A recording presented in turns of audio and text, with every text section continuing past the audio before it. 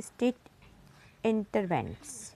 Supported of free market maintain that as far as possible individuals should be free or to own property and enter into contract and agreement with those regarding price and wax and profit that should be free to compete with each other to gain the greatest amount of benefit.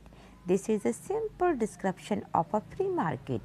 Supporters of the free market believe that markets are left free of the state interference. The sum of market transactions would ensure overall a just distribution of benefit and duties in society.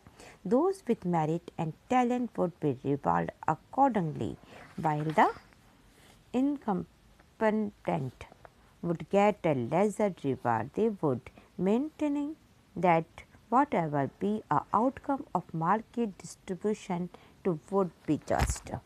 ना मुक्त बाजार यानी कि free market के साथ भी state का उसमें शामिल होना।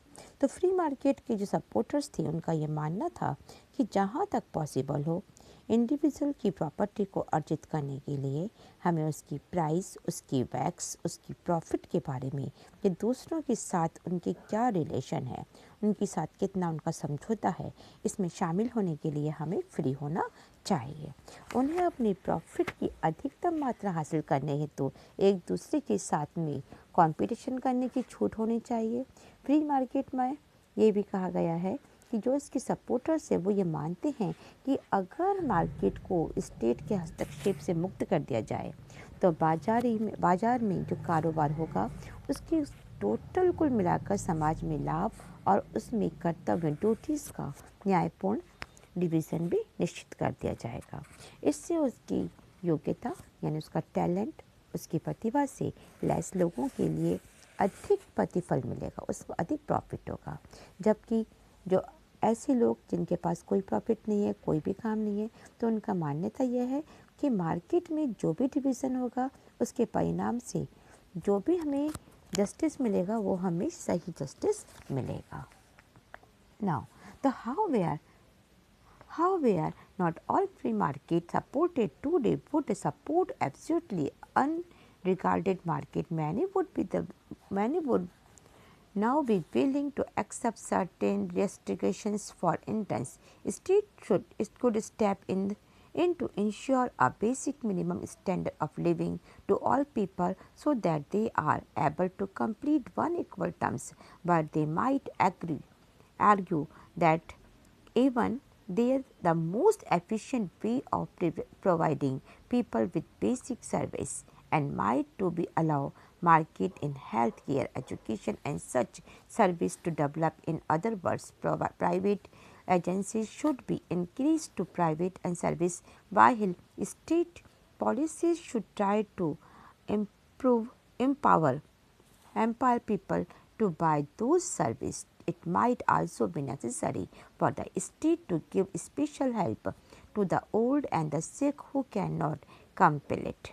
But apart from this, the role of the state should only be a maintaining framework of law and regulations to ensure that competitions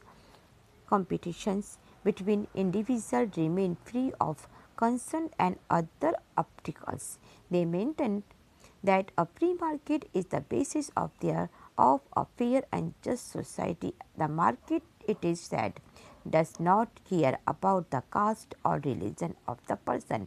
It does not see whether you are a man or a woman. It is a nature and concerned with the talent and skill that you have or you have to merit, then nothing else matters.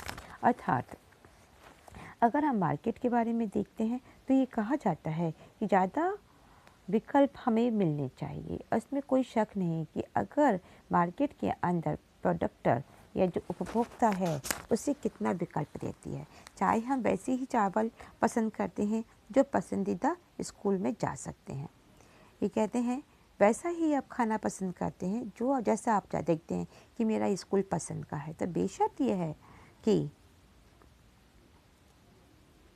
कि जो हमें सेवाएं मिल रही है उसमें important बात यह है कि उसकी जो गुणवत्ता है, उसकी जो क्वालिटी है वस्तुओं की या फिर जो सर्विस दी जा रही है वो खरीदने लायक है या नहीं है। ऐसी ही जो प्राइवेट एजेंसियां होती हैं वो अपने प्रॉफिट को ज़्यादा नहीं देख पाती हैं। वे तो उस मार्केट में प्रवेश ही नहीं करेगी जहाँ सस्ती और घटिया चीज़ें दी जाती है।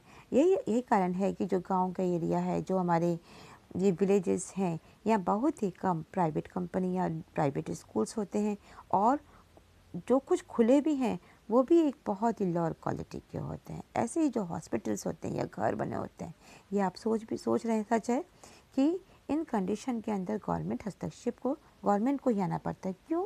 क्योंकि गांव के अंदर या विलेजेस के अंदर जो स्कूल खुले जाते हैं वो बहुत ही या तो प्राइवेट होते ही नहीं है या तो गवर्नमेंट होंगे, और गवर्नमेंट होंगे तो भी ठीक है, लेकिन अगर प्राइवेट हैं तो उसकी क्वालिटी बहुत ही डाउन होती है, क्योंकि वहाँ पे प्राइवेट लोगों के लिए अच्छा प्रॉफिट नहीं मिल पाता है, ना स्कूल के लिए, ना प्रोडक्शन के लिए, ना मार्केट के लिए।